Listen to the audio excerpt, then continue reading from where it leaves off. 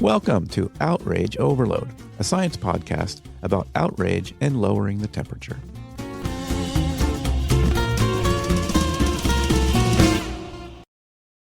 In our episode, What's Pulling Young Men to the Right, we talked about the widening Gen Z gender gap, how young women are leaning left while young men drift right.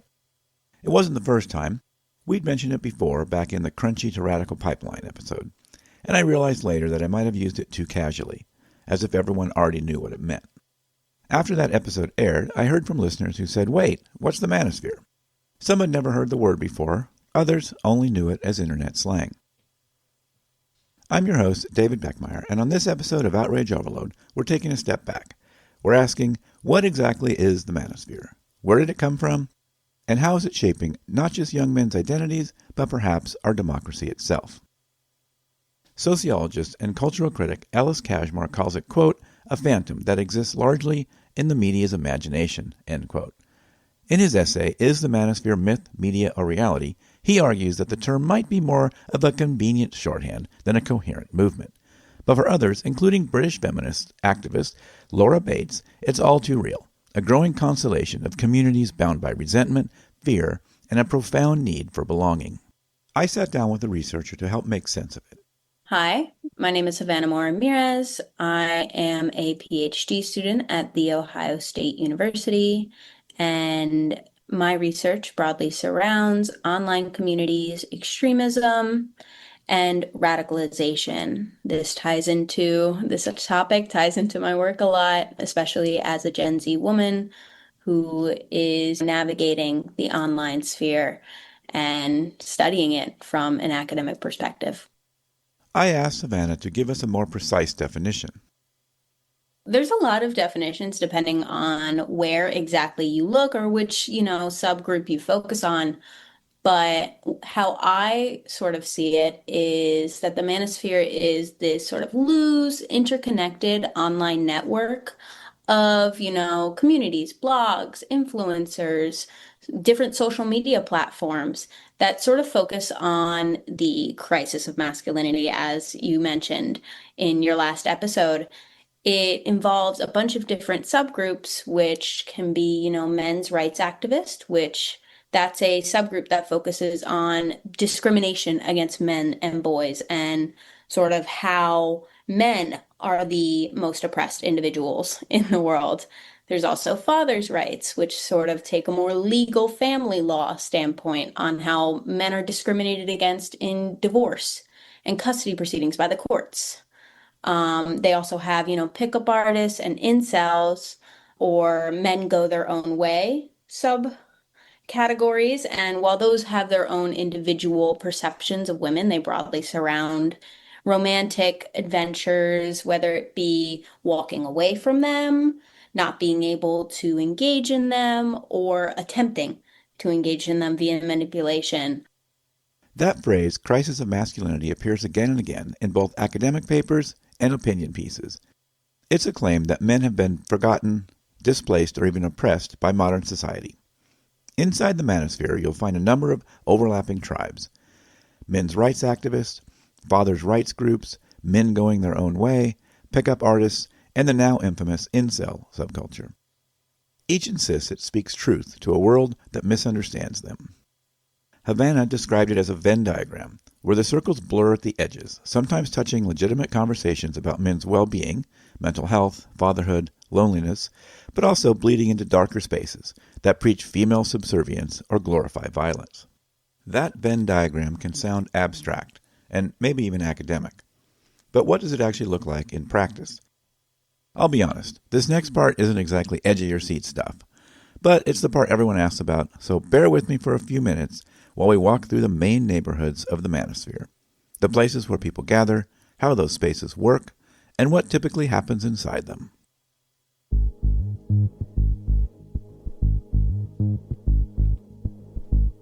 Incels, or involuntary celibates, are found mostly on standalone forums and niche social sites that spring up after mainstream bans.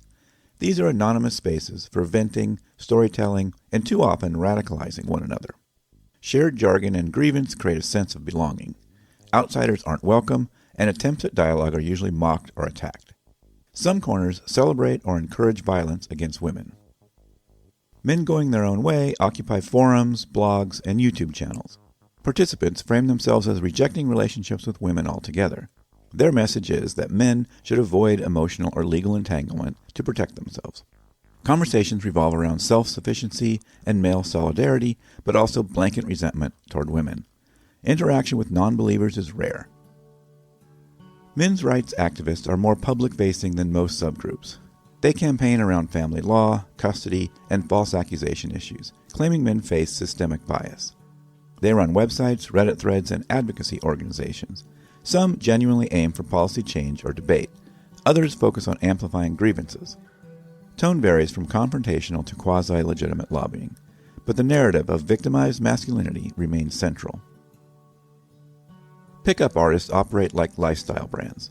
They sell courses, books, and coaching on game, their word for manipulating attraction. The marketing often promises empowerment and confidence, but beneath it sits a worldview that objectifies women and equates masculinity with conquest. Pickup artists thrive on visibility.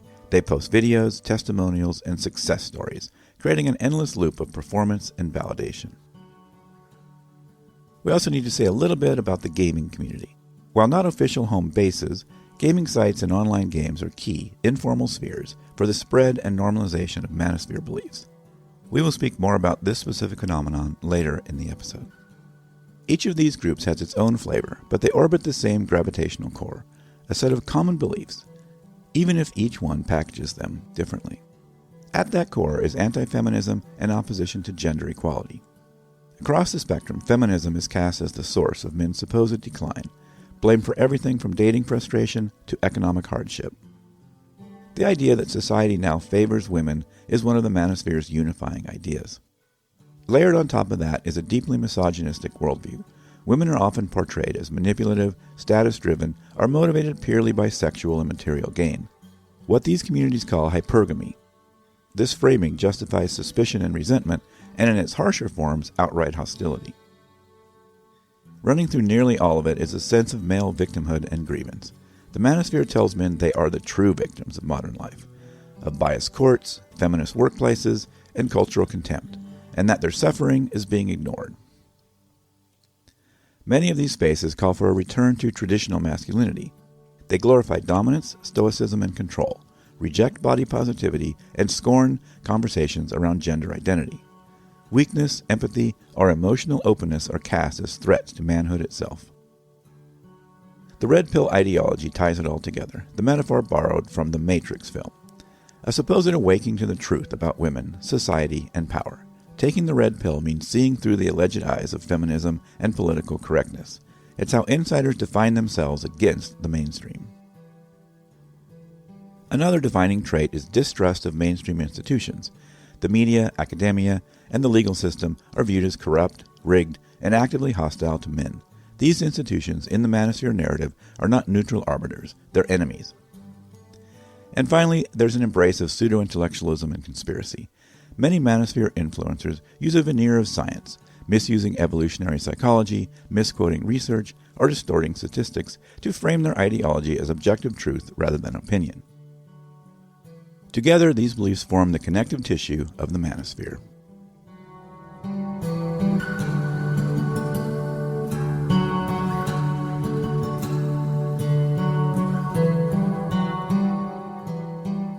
In Men Who Hate Women, Laura Bates traces a chilling pattern. How ideas begin as edgy jokes or male self-improvement advice online can metastasize into real-world harm. If we're going to talk about violence, you see that tied back to the manosphere, there have been multiple violent attacks against women, against minorities. You see it with the 2014 Isla Vista killings, the 2018 Toronto van attack, the 2015 Umpqua Community College shootings, where these individuals, they do have ties to the incel or the pickup artist community, sort of the different communities within the manosphere. So there is that offline violence aspect, but you're also seeing this offline with voting and with young men's perceptions of women and sexism offline, how they're speaking to women, how they're treating women. There has been this documented sort of male loneliness epidemic. And what ties to that does that have to men choosing not to engage in relationships or men, trying to manipulate women into relationships? And those do have ties to the manosphere. I'm not going to say that, the male loneliness epidemic, as it's called, is from the manosphere, but it definitely has some ties to it. When the Isla Vista shooter posted his final YouTube monologue, he framed his violence as justice, vengeance for rejection. His words could have been lifted straight from the message boards that raised him. What's frightening is not just the number of attacks with documented manosphere ties, but the shared language. Chads and Stacy's, female privilege, red pilling. Each phrase signals membership in a virtual fraternity of grievance. Havana's research connects this rhetoric to broader cultural trends: rising male loneliness, declining social trust, and shrinking economic opportunities for young men. These forces don't cause misogyny, but they create the fertile ground where it takes root. Cashmore urges caution. He argues that academics and journalists may have inflated the threat, stitching together isolated forums and outliers into a single villainous manosphere. When I asked Havana about that critique, she was thoughtful but firm. If we're going to talk about the etymology of the word manosphere, it didn't originate from academics. It actually originated from a play on words of the blogosphere in 2009. And then it was made popular by the student name is Ian Ironwood. He was a porn marketer, and he wrote a book about how it's sort of the new hope for masculinity. So I would say that while the criticisms of, it's sort of being, the media is, I don't want to say exaggerating, but rather creating that moral panic about it can be true. I would half disagree in the sense that, yes, they are, the manosphere is this horrible thing. The manosphere is creating this violence. The manosphere is immediately, constantly violent. And I don't think that that's true. I think that they do have violent tendencies and there are violent manifestations of it. And it does have direct ties to white supremacy and male supremacy. But a lot of times it is young men just speaking to each other and finding community in a toxic manner. But there is some moral panic, but I don't think that it's a complete made up realm by the media. It is a real community. These are real individuals who are holding these beliefs and are speaking with each other and are in conversation with the broader world and more mainstream community. So I would say that it is something that we should be concerned about. It is something that affects interpersonal relationships, political, socio-political aspects of our lives. It affects the individuals that are involved in the sphere and all of their loved ones, everyone they're associated with. What began as a niche community of men venting about dating and divorce law evolved into a sprawling digital ecosystem. Today, its biggest influencers boast millions of followers on YouTube, TikTok, and Twitch. Maybe Cashmore is partly right. The media amplified the signal, but amplification works both ways. The press didn't invent Andrew Tate or his audience. It simply revealed how large that audience had already become. It is manipulative. It is very, very manipulative. And it's a very projection aspect. So, yeah, there are young men who are struggling to sort of make sense of the world and the volatile nature of everything going on right now. And the way that the manosphere and individuals within the manosphere present their ideology is very, very, it's very projection based. If we're going to use psychological terms, it's not you, it's not your fault. You can't help that you were born this way. And for young men who are experiencing insecurity and sort of starting to navigate, romantic relationships or friendships or any other interpersonal aspect that comes with puberty, I guess. It's not your fault that girl rejected you. It's her fault. It's society's fault. It's DEI's fault. It's the discrimination against men that's the problem. And it sort of becomes this therapeutic outlet and this therapeutic manipulation where it's a black and white ideology. It's it's easy to get at. It's easy to understand. And for these young men who are experiencing these difficulties, who are experiencing the aforementioned crises of masculinity, lack of male spaces, everything of the sort, these are male spaces. And these are enticing in that aspect. It's almost like the poisonous apple out of the bunch that looks the best. Bates writes that online radicalization often masquerades as therapy. Men searching, why can't I get a girlfriend, end up in forums promising answers. But those answers blame feminism, diversity, or women's autonomy. The pattern is eerily familiar to researchers who study extremism: isolation, resentment, an identity crisis, then community, however toxic, that says you belong here. Havana notes that recruitment starts shockingly young.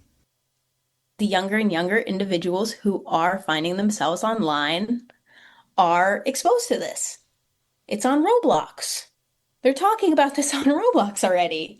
And Roblox is there are very young kids on Roblox. So I would say that it is it is getting younger, but it's also with the advancement of the internet as targeting younger and younger populations, younger men, younger children, just in general. When boys encounter this ideology at 11 or 12, before they've dated, before they've even developed a sense of self, misogyny becomes not a reaction, but a foundation. The Manosphere offers what feels like belonging, but it's belonging built on contempt, a pyramid scheme of bitterness where each member is encouraged to view empathy as weakness. Every generation claims that dating has gotten harder, but today's landscape, filtered through apps and algorithms, has turned intimacy into a marketplace. It is definitely difficult, and I think that's where a lot of people find stress and find a lot of disillusionment with dating. And it is difficult because it does feel like there is a threading of the needle. I mean, from what I've seen online, nowadays there is a lot of disillusionment with men who believe that they have to provide for the woman and they have to protect her, but they can't be toxic masculine and they have to show their emotions and sort of they have to be semi-feminine. And it feels like, I think to them, it feels like the needle hole has gotten a lot smaller. And there are so many demands, and women have such high standards that it's difficult for them to navigate that because for them, every woman they meet is judging them. And it's like a constant job interview for a job you don't feel qualified for, even though you think there's nothing wrong with your application. In that emotional climate, the Manosphere's simple narratives have appeal. If rejection hurts, it's easier to believe that there's a rigged system than to confront vulnerability. Each subcommunity offers different solutions. Pickup artists teach manipulation as empowerment. Incels preach surrender, the idea that attraction is biologically predetermined. Men going their own way advocate for withdrawal from women entirely. Dating is difficult, especially within the young Gen Z population where they spend 97% of their life online. There's no boundaries. So, with the struggles that come with dating, a lot of these people feel very disillusioned and very stressed about this. And that's where the manosphere comes in as a therapeutic aspect of, I can't get a date.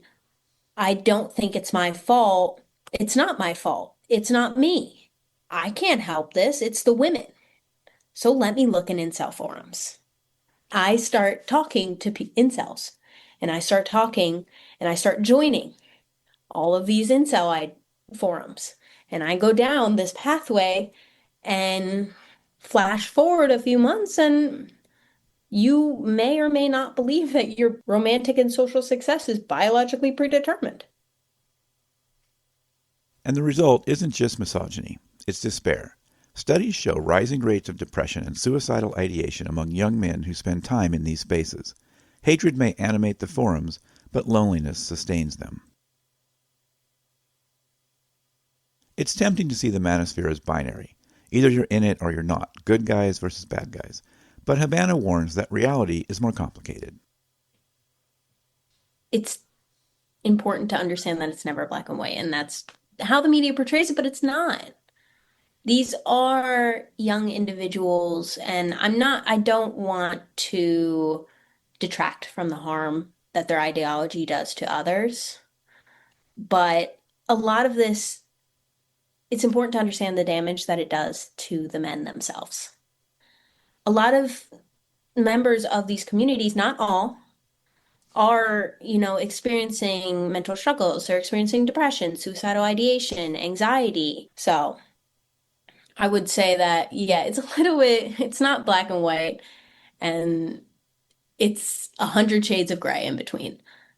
Um, and it's not accurate to label those who, maybe have one drop of gray in a sea of white to immediately be the same as the individuals who are all the way holding all of these beliefs who are, 100% of the way, but they still hold harmful beliefs and it's still harming others. Their beliefs are still, harming others, but it's not right to put them in the same spot as the individuals who are holding all of the harmful beliefs and everything.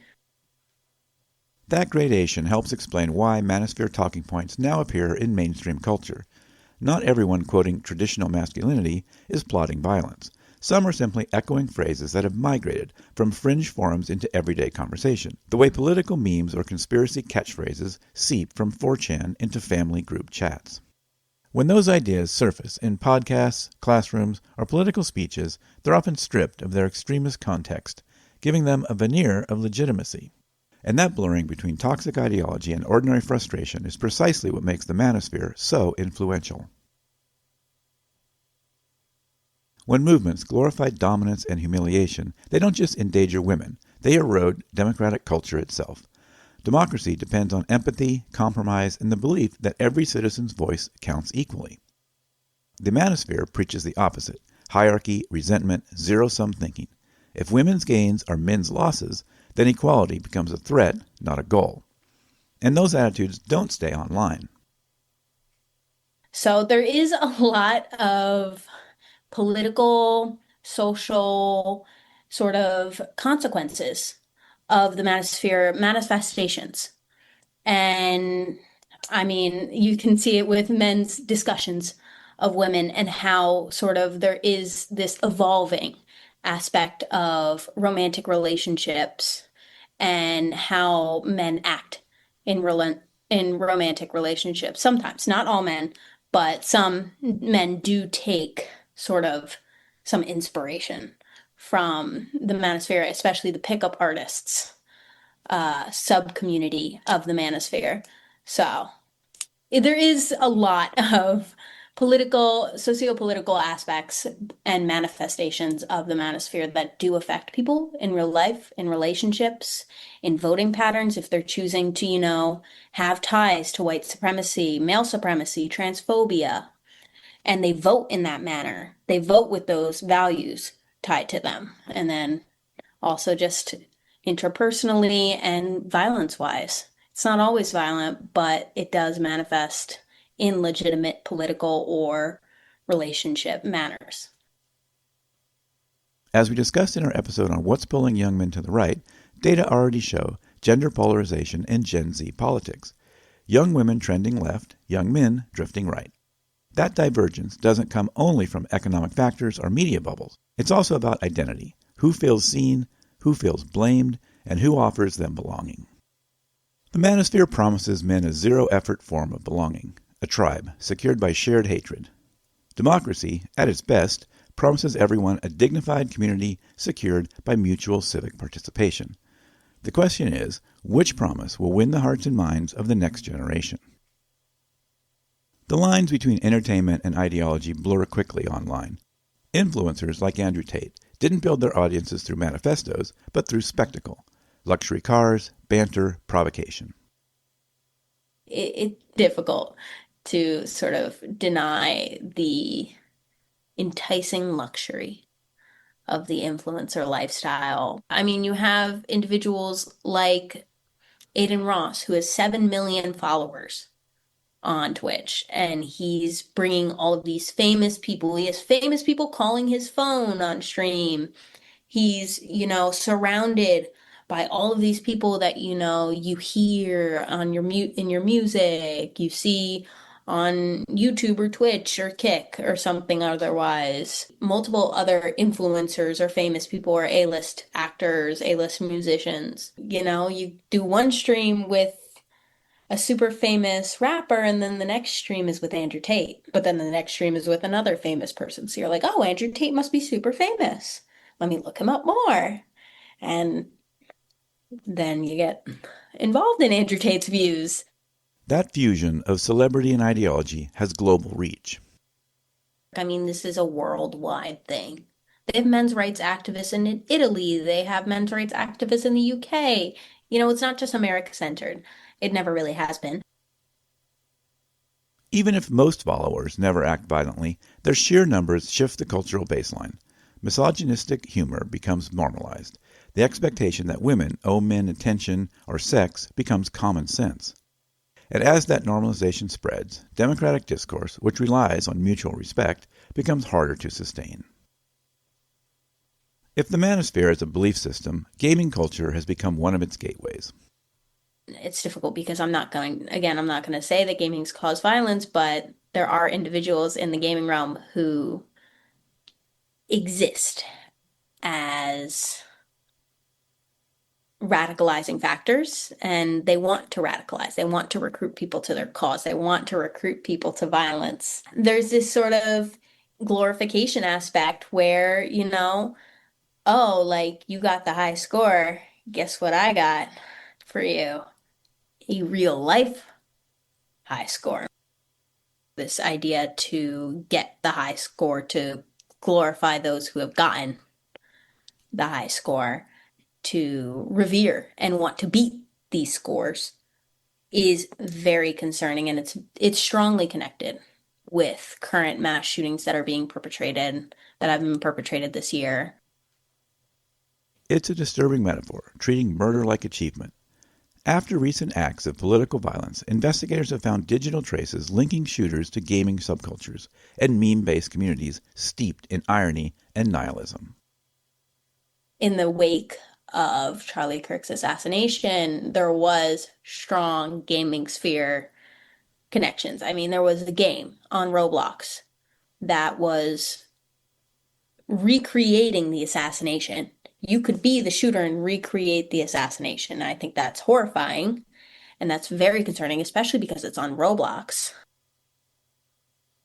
That doesn't mean gaming causes violence. It means extremists exploit these spaces, just as they exploit loneliness and confusion. They transform play into propaganda. And because these conversations unfold behind avatars and usernames, intervention is almost impossible until it's too late. So, what can we do? There needs to be early education on gender equality, consent, healthy relationships, understanding what is healthy and how to engage in healthy relationships, platonic and romantic, taking those early steps to understand and de-radicalize individuals, almost red pilling the red pill, and I would say, and educate individuals on the harms of holding these views. Education, she argues, is our most effective form of inoculation. Not moral panic, not censorship, just clarity. Teaching boys to recognize manipulation, to name coercion, and see empathy as strength. That means schools treating gender literacy as civic literacy, because when young men learn that equality isn't a zero-sum game, they're less susceptible to those who profit from outrage. It also means holding platforms accountable for amplification. As Savannah notes, algorithms are going to algorithm, but transparency and content moderation still matter. If outrage is the business model of the modern internet, then the Manosphere is one of its most profitable franchises. We look to role models to show us what's possible, to give us a clear blueprint for how to live a good life. Unfortunately, nobody is perfect.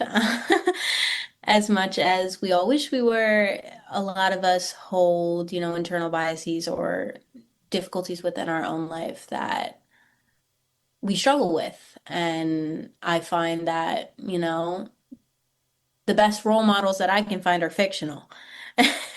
But I do like Superman. The recent Superman movie is he serves as such a great role model because he expresses, the emotions. And it's never just violence and anger and all of these toxic masculine emotions. He talks about, happiness and love and doing what is good, doing what is societally good and trying to benefit society as a whole. So it is very difficult because everybody presents themselves in their own individualized manner. And a lot of times that does have its flaws. Most of the time it does have its flaws, but with the education and with understanding healthy relationships, it is a little bit easier to identify who is modeling those healthy relationships. In an age when influence or charisma substitutes for character, that observation feels both quaint and radical. Real-world heroes rarely trend. Outrage does. It's really difficult because, you have kids very, very young on social media and they're like, I want to be a Roblox influencer. And they're already adopting these ideas that, this influencer life and having a multi-million-dollar house and bringing multiple famous people on stream is the life, and that's perfect. All that to say, it's very, very difficult to be online and to not want to be famous and not want to be viral and not want to be the next face of this trend or this thing. As we've seen in community-based de-radicalization programs, what actually changes minds isn't argument, it's connection. When men feel valued, when they have mentors, friendships, and purpose, they're less likely to seek validation in hate. Democracy depends on that same principle. It's not just a system of votes, it's a culture of care. Recent tragedies, including political assassinations and mass shootings, have reignited debates about online radicalization. Were these killers shaped by ideology or just chaos? Yeah, it's extremely complex. And we see it even now with current mass shootings. It's a no set ideology. There's less and less, it's less and less about ideology and more about just committing the violence for violence sake or committing the violence for glorification's sake and just doing it. And that's not how things have been. And it's quite recent in that regard. Research has always seen it as ideology. We can always place these individuals who commit violence or commit extremist crime within an ideology. But now it's less and less about that. There's more of a mix of ideology. They call it now salad bar ideologies because you're picking and choosing. Yeah, it's very concerning. That fluidity makes prevention harder. Traditional counter-extremism programs are built around defined ideologies: white nationalism, jihadism, anti-government militias. What do we do with someone who borrows slogans from them all? It's a mirror of the internet itself, fragmented, personalized, endlessly remixable. The Manosphere is just one shard of that mirror, but it reflects a deeper cultural disquiet. What does it mean to be a man in a world that no longer guarantees status simply for being one? Bates argues that the answer isn't to vilify masculinity. The problem isn't men, it's the narrow script handed to them: stoicism, dominance, suppression of emotion. When those traits collide with modern expectations of equality, confusion fills the gap. The Manosphere exploits that confusion. Healthy communities can resolve it. Projects that bring young men together for mentorship, volunteering, or even sports can offer the same camaraderie without the contempt. The antidote to toxic masculinity isn't shame. It's belonging, built on respect. I think a great takeaway for listeners is understanding, and I'm going to say it again, healthy relationships and educating friends, family, loved ones, your community on healthy relationships, consent, gender equality, understanding ways to identify these harmful beliefs and sort of potentially identify someone who's going down that path, and taking a community level approach is so promising for de-radicalization and preventing these violent ideologies from manifesting. We are well equipped with our love to sort of disarm these harmful beliefs. We can't, take control of tech companies and force their algorithms to not algorithm, but we can work on our communities. We can work on the individuals who are surrounding us and work on educating future generations on healthy boundaries, consent, relationships, gender equality, and all of the beautiful, wonderful, loving things that prevent violent, hateful beliefs from even taking hold and even being enticing. All that to say, it's so promising seeing community level approaches to de-radicalization and where research is heading right now with understanding how to de-radicalize via community level approaches. So there's still a sun in the sky.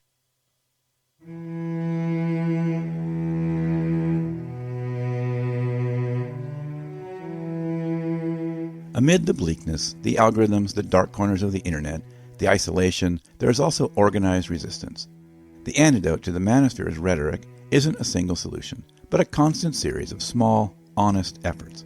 Each conversation that challenges contempt with genuine curiosity weakens the Manosphere's pull.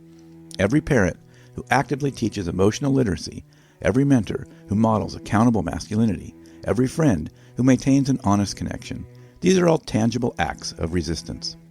And that ultimately is what democracy asks of us, not uniformity, but a courage to connect. Ellis Cashmore asked whether the Manosphere is a phantom that exists largely in the media's imagination. I think the answer depends on what we mean by real. If by real we mean a single organized movement, then maybe Cashmore is right. There's no headquarters, no manifesto, no unified ideology. It's scattered and self-contradictory, more of a vibe than a movement. But if by real we mean something with real effects, on how young men see themselves, on how women are treated, on how our political and social worlds are shaped, then it's as real as anything online ever gets. The Manosphere is both phantom and force. It's a reflection of us, of the loneliness, resentment, and confusion that thrive when belonging is hard to find. Maybe, though, Cashmore's question is the wrong framing entirely. It isn't just a phantom of media imagination. It's a ghost in the machine, coded into algorithms, amplified by platforms, and fed by our collective human tendencies. A ghost that harms real lives and disrupts real communities. Our challenge isn't to banish every dark corner of the internet. It's to build brighter ones, to make spaces where young men can talk about fear and failure without being told those emotions are proof of weakness. If we can do that, if we can offer belonging without hatred and positive role models who show a way forward, then maybe future generations won't see a need for a Manosphere at all.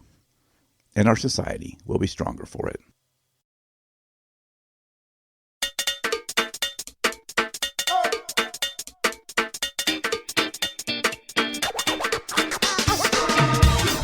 That is it for this episode of the Outrage Overload podcast. For links to everything we talked about on this episode, go to outrageoverload.net. Many thanks to Havana Mohr-Ramirez. If something in this episode sparked a thought, or maybe even lit a fire, I'd love to hear from you. You can leave a voice message or even schedule a quick one-on-one chat right from our contact page at outrageoverload.net/contact. If you found this episode valuable, please share it or leave a review. It really helps. Thanks for listening, and I'll catch you next time.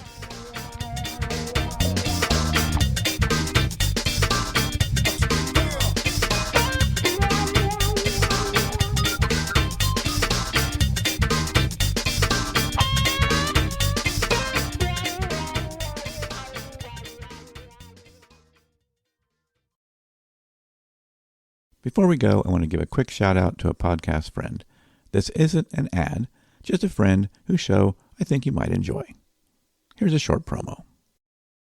Are you tired of all the arguments that get you absolutely nowhere? My name's Jurgs. With my degree in history and political science and 21 years as a special agent in the U.S. Secret Service, I've lived what other political pundits can only talk about. Join me weekdays, 11 a.m. Eastern, 8 Pacific, and then again on the podcast for Up the Middle, Politics for the Rest of Us. The daily show is available at www.mastiff.media. The podcast is available on Spotify, Apple, or wherever you get your podcasts.